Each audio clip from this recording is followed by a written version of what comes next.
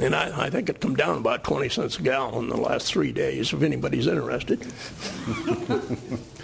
Let me talk about a little different subject. As you all know, we are struggling through a conference committee where we have certainly some disagreements with the House.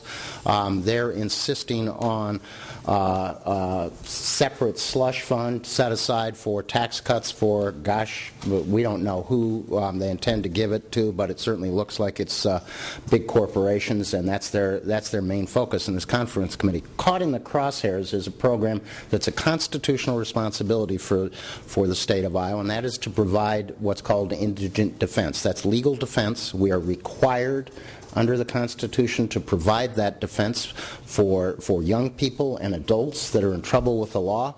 We have to do it. Those services are being provided out there by private attorneys across the state of Iowa, both attorneys that the state hires, but then private attorneys across the state of Iowa, and we're not paying our bills.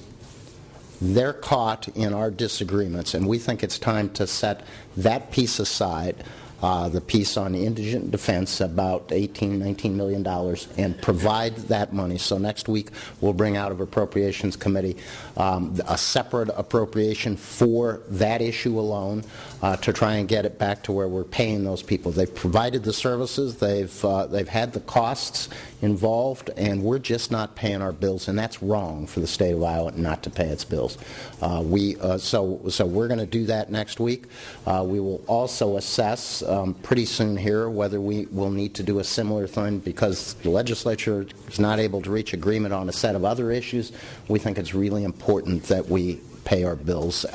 So we'll probably also look at things in the Department of Corrections in terms of protecting public safety in the state. With that, I think we'd be happy to take your questions.